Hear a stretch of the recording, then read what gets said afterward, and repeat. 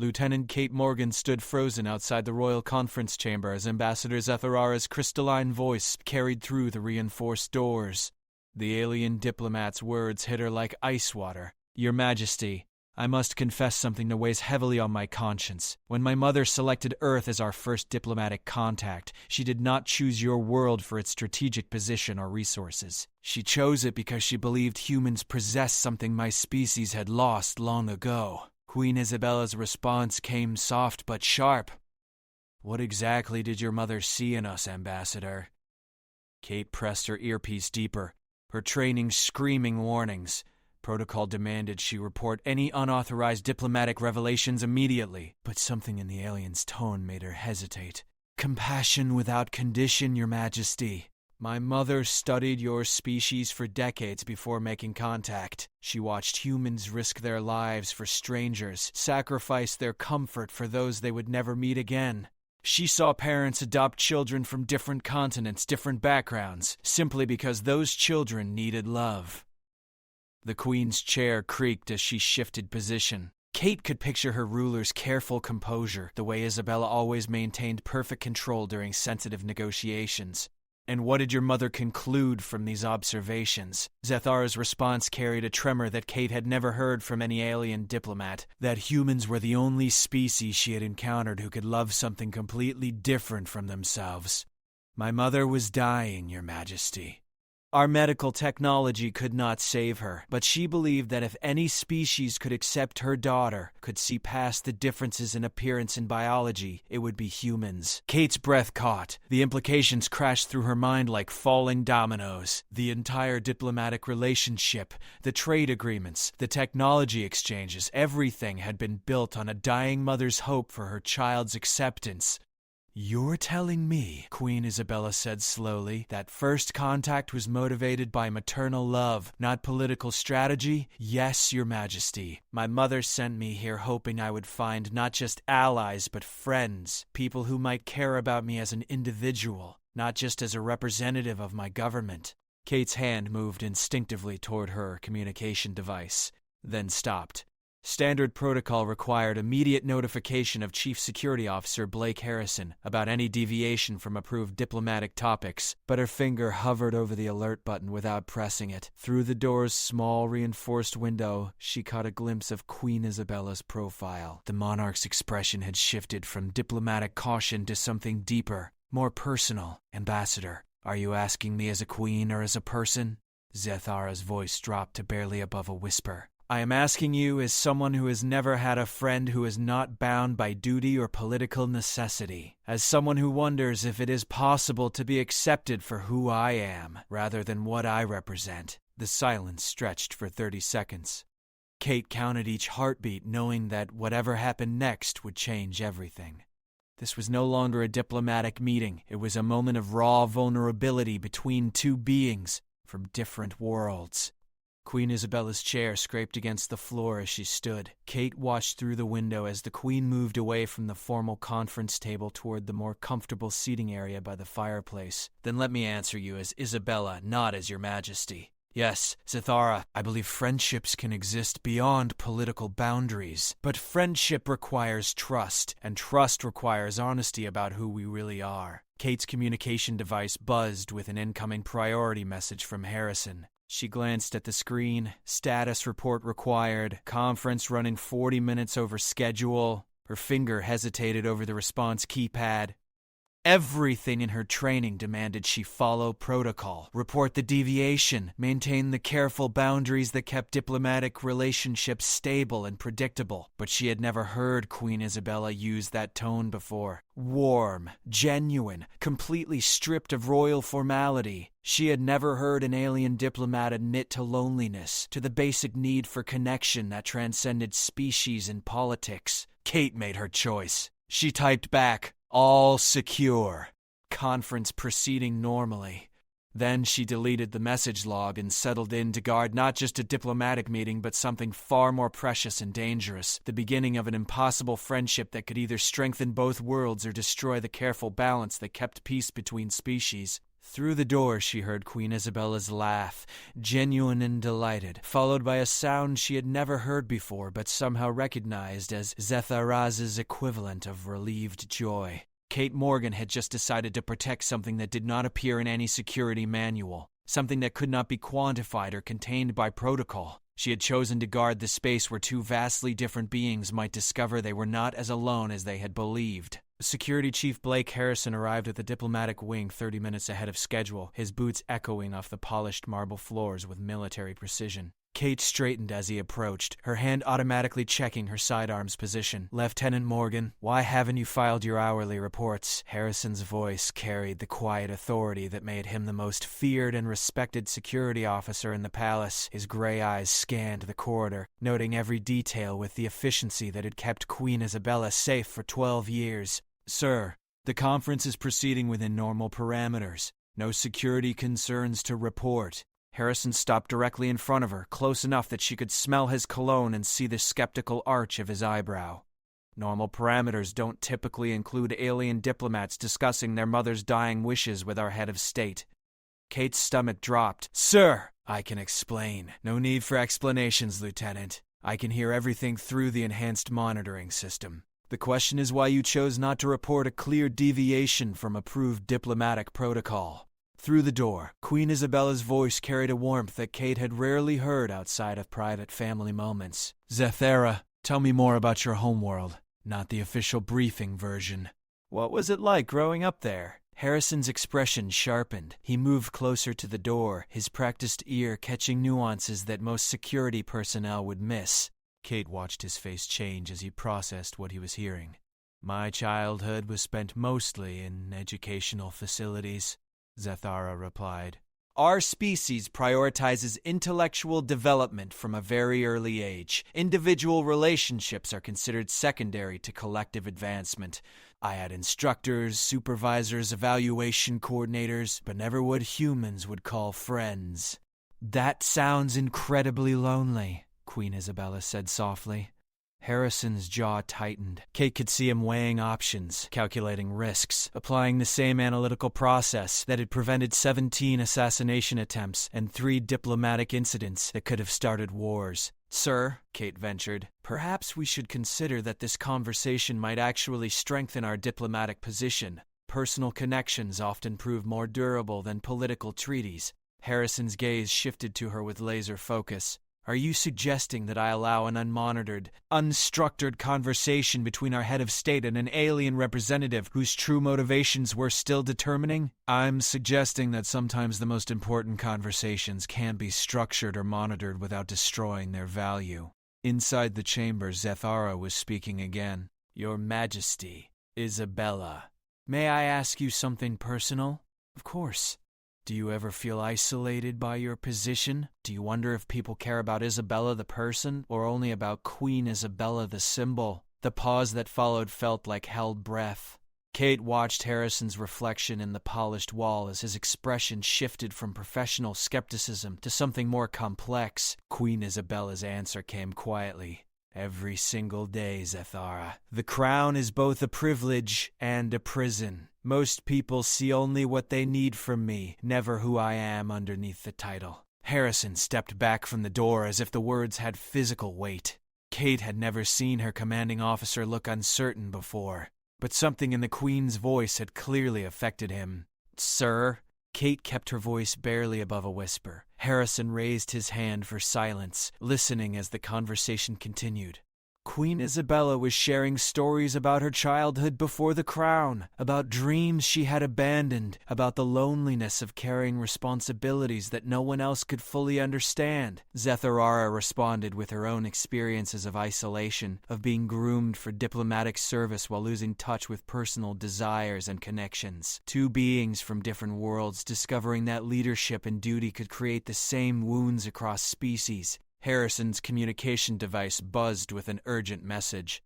Kate watched him read it, saw his expression harden back into professional mask. "Foreign Minister Davidson is en route. He received intelligence reports about unauthorized diplomatic communications and wants an immediate briefing."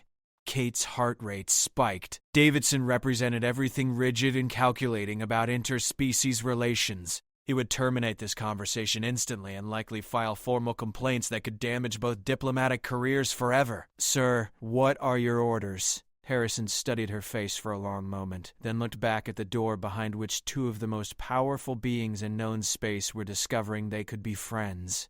"How long until the foreign minister arrives?" Kate checked her chronometer. "Approximately 18 minutes, sir." Harrison nodded slowly, his decision crystallizing. "Lieutenant Morgan, you will continue monitoring this conference. Report any genuine security threats immediately. Everything else can wait until the conversation reaches its natural conclusion." "What about Minister Davidson?" Harrison's smile was sharp and dangerous. "Let me handle the foreign minister. Some conversations are worth protecting, even from our own protocols." Kate felt relief flood through her as Harrison positioned himself at the corridor's main entrance, effectively blocking any interruption.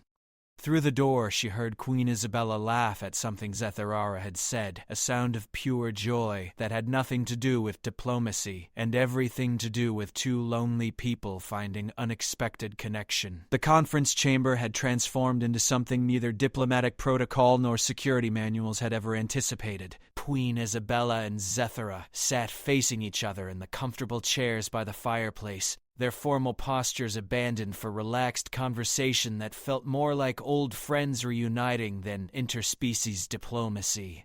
Kate monitored their discussion through her earpiece, amazed by how naturally their conversation flowed. They had moved from childhood experiences to discussing the pressures of leadership, from cultural differences to surprisingly similar personal dreams that duty had forced them to set aside. "You know what I miss most," Queen Isabella said, curling her legs under her in a way that would horrify her protocol instructors. "Walking through markets without security details, talking to people who don't know who I am, making decisions based on what I want instead of what's best for the nation." Zethara's crystalline features shifted, and what Kate had learned was her species equivalent of a wistful smile. "I dream about exploring your planet's art museums alone, spending hours looking at paintings without worrying about diplomatic implications or cultural analysis reports, just experiencing beauty for its own sake." "We should do that," Isabella said impulsively. "After this conference cycle, when you have some free time, I could arrange a private museum visit. No cameras, no protocols, just two friends looking at art." Kate's earpiece crackled as Zethara's response carried an emotional undertone that their translation system struggled to process. "You would really do that? You would spend your limited free time with me, not for diplomatic reasons, but simply because you wanted to?" "Zethara, of course I would. That's what friends do." The silence that followed was profound. Kate found herself blinking back tears as she realized she was witnessing something unprecedented in interspecies relations. Not the careful negotiation of treaties or the formal exchange of cultural information, but the simple miracle of friendship forming between beings from different worlds. Her communication device vibrated with an encrypted message from Harrison. "Davidson detained with urgent security briefing. Estimate 15 additional minutes before arrival." Kate typed back. "Understood. Conference atmosphere remains positive." Through the door's window, she watched Queen Isabella stand and move to a cabinet that Kate knew contained personal items rather than state documents. The Queen returned with what appeared to be a photo album. "I want to show you something that I've never shared in any official capacity," Isabella said, opening the album. "These are pictures from before my coronation, when I was just Isabella Morales, university student." Kate's breath caught. The Queen never used her maiden name in any context, never referenced her life before accepting royal duties. This level of personal revelation went far beyond anything in diplomatic precedent. Zethara leaned forward, her alien features reflecting fascination and honor at being trusted with such intimate glimpses into Isabella's past.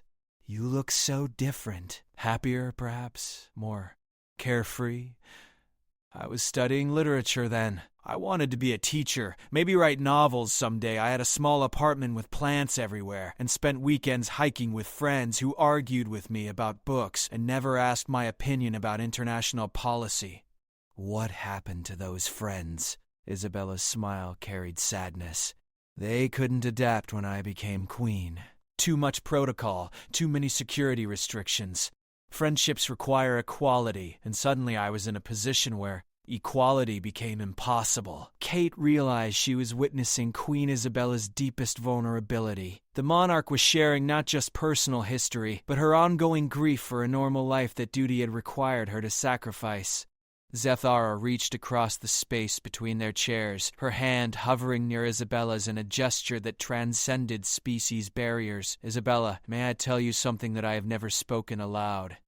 Always. Sometimes I wish my mother had chosen differently, not because I don't value our diplomatic relationship, but because I envy humans their capacity for simple, uncomplicated friendship. I watch your people form bonds based on shared interests and genuine affection, and I wonder what my life would have been if I had been born into a species that valued individual connections over collective efficiency." Queen Isabella's response came without hesitation. "Then let's prove that friendship can exist across any barrier. Zethara, I'm not offering diplomatic courtesy or political alliance. I'm asking if you would like to be my friend." The words hung in the air with transformative power. Kate understood that she was witnessing a moment that would reshape interspecies relations in ways that no treaty could achieve. Two leaders choosing personal connection over political calculation, friendship over diplomatic advantage. Zethara's reply came with a sound that Kate recognized as joy despite never having heard it from her species before. "Yes, Isabella, I would be honored to be your friend." Kate's communication device buzzed again. Davidson bypassed. "Corridor secure for next 20 minutes minimum."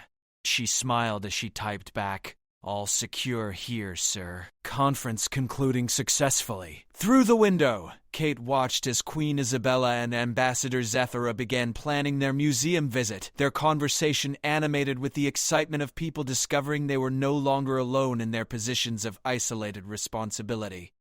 Foreign Minister Richard Davidson's arrival created an immediate shift in corridor dynamics that Kate felt like static electricity before a storm.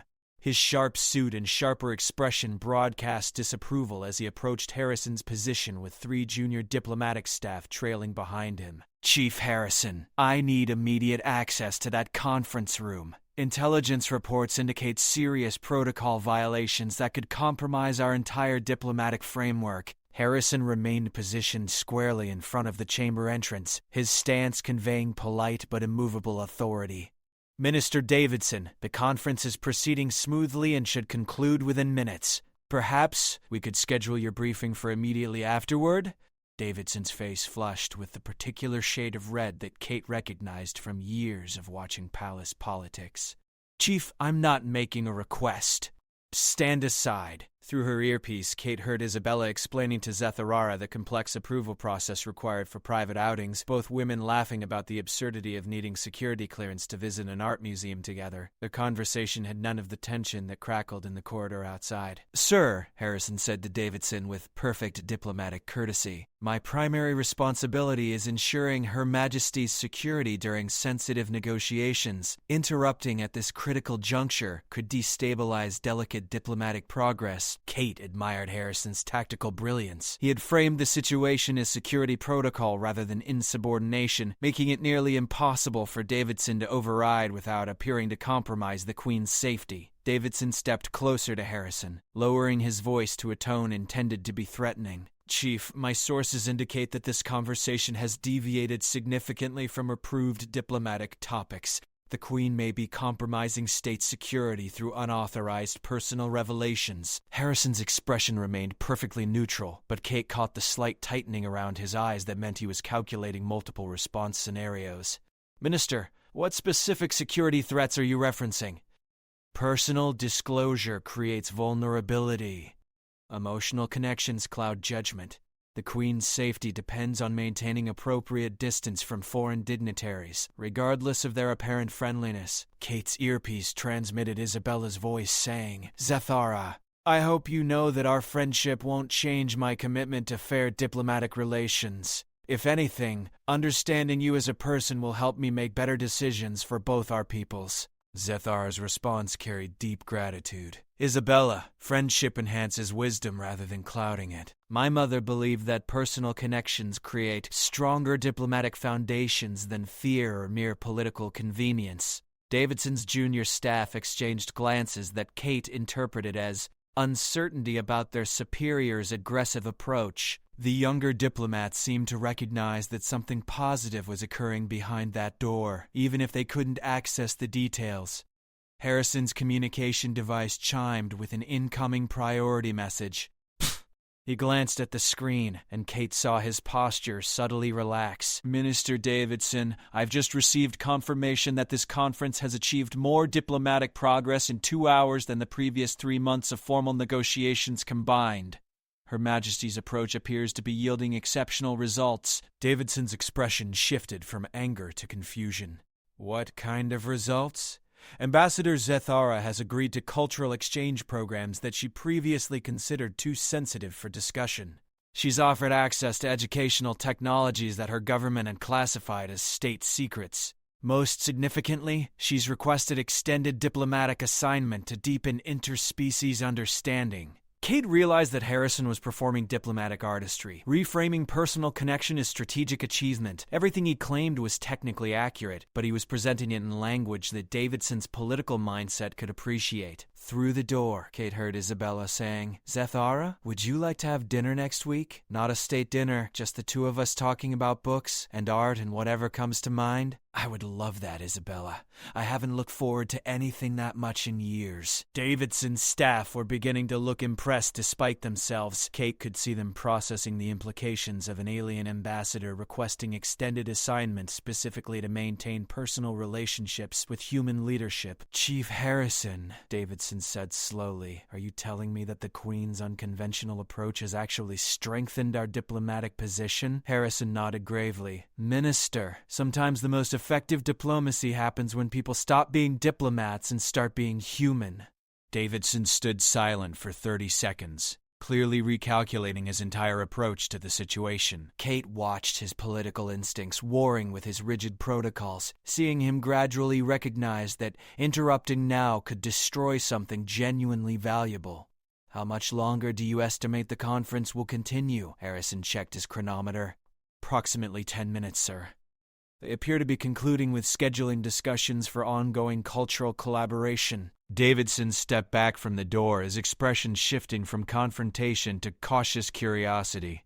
Chief, I want a complete briefing the moment this conference ends. If the Queen has indeed achieved this level of diplomatic breakthrough through personal connection, we need to understand exactly how she did it. Kate smiled as she realized that Queen Isabella and Zethara had not only formed an impossible friendship, but had inadvertently revolutionized diplomatic strategy through the simple act of choosing to trust each other. The conference room door opened with a soft click that somehow felt momentous to Kate after hours of standing guard. Queen Isabella emerged first, her expression radiant with the satisfaction of a successful meeting and the joy of unexpected friendship. Zethara followed, her crystalline features reflecting contentment that Kate had never observed in any alien diplomat. Lieutenant Morgan, Queen Isabella said warmly, thank you for ensuring our privacy during such important discussions. Your Majesty, it was my honor. Zethara approached Kate with graceful movements that seemed more relaxed than her typical formal bearing. Lieutenant, may I express my gratitude for your discretion today? What occurred in that room was precious beyond diplomatic protocol. Ambassador, Kate replied carefully, I'm pleased that your conference was productive. Harrison stepped forward as Davidson and his staff gathered around, everyone clearly eager for details about this unprecedented diplomatic breakthrough. Your Majesty, Davidson began with barely contained excitement. Chief Harrison has informed me that extraordinary progress was achieved today. Might I request a preliminary briefing about these developments? Queen Isabella exchanged a glance with Zethara that Kate interpreted as shared amusement about the sudden enthusiasm from previously skeptical officials. Minister Davidson, Ambassador Zethara, and I have indeed reached some important understandings today. However, the most significant development is that we've established a foundation for ongoing dialogue that transcends formal diplomatic structures, Zethara added. Minister, my government will be very pleased to learn that human leadership possesses wisdom and compassion that make extended cooperation not just possible, but genuinely desirable. Kate watched Davidson's face as he processed this information, clearly trying to understand exactly what had transpired while maintaining his political composure. Specifically, Your Majesty, what agreements were reached? Isabella smiled with the particular grace she displayed when managing eager politicians. Ambassador Zethara has agreed to remain on Earth for an extended diplomatic assignment. We'll be implementing cultural exchange programs, educational technology sharing, and regular consultation meetings to deepen mutual understanding between our peoples. Additionally, Zethara continued, I'll be recommending to my government that Earth serve as the primary location for interspecies diplomatic training. Your species' approach to relationship building offers lessons that could benefit all of our allied worlds. Davidson's excitement became almost palpable. Kate could see him calculating the political advantages of such unprecedented alien endorsement of human diplomatic methods. Harrison cleared his throat gently. Minister, if I may suggest, perhaps we should allow Her Majesty and Ambassador Zetharar to conclude their discussions and schedule formal briefings for tomorrow. Actually, Queen Isabella said, Zetharar and I were hoping to continue our conversation over dinner tonight. Something informal, where we can discuss implementation details for these new programs. Kate recognized the diplomatic artistry in Isabella's phrasing. She was presenting their planned friendship dinner as continued professional consultation, satisfying protocol requirements while protecting the personal nature of their relationship. Zethara nodded enthusiastically. Yes, there are many cultural nuances that require deeper discussion to ensure successful program implementation. Davidson practically beamed. Your Majesty, this approach demonstrates remarkable diplomatic innovation. A working dinner to solidify these agreements is excellent strategy. Kate bit back a smile as she realized that Queen Isabella and Zetharara had successfully created space for their friendship with an official diplomatic framework. Their personal connection would be protected and nurtured while simultaneously advancing interspecies relations. Lieutenant Morgan, Isabella said, please coordinate with Chief Harrison regarding security arrangements for tonight's working dinner. Something discreet that allows for productive conversation. Yes, Your Majesty. I'll ensure appropriate arrangements. As the group began dispersing, Zethara approached Kate once more.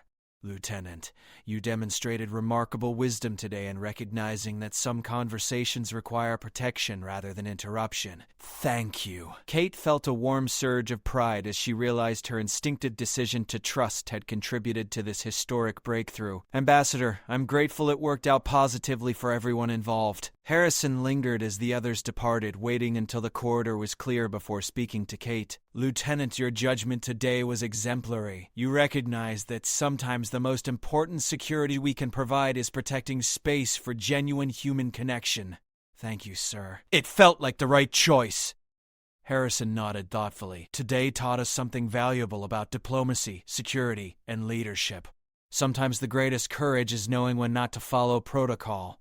Kate watched through the windows as Queen Isabella and Ambassador Zethara walked together toward the palace dining rooms, their conversation animated and comfortable. Two beings from different worlds who had discovered they were not alone in their positions of isolated responsibility. The impossible friendship had become reality, protected by security personnel who chose wisdom over rigid protocol, nurtured by leaders who chose connection over political calculation. Kate knew she had witnessed something that would reshape interspecies relations for generations. As she filed her final security report, Kate wrote simply, "Conference concluded successfully. All diplomatic objectives achieved through enhanced personal understanding between leadership representatives." The friendship between Queen Isabella and Ambassador Zethara would continue developing over shared dinners and private museum visits, their personal connection strengthening the bond between two worlds, while teaching everyone around them that sometimes the most profound diplomatic breakthroughs happen when people choose to see each other as individuals worthy of friendship rather than merely representatives of their respective governments.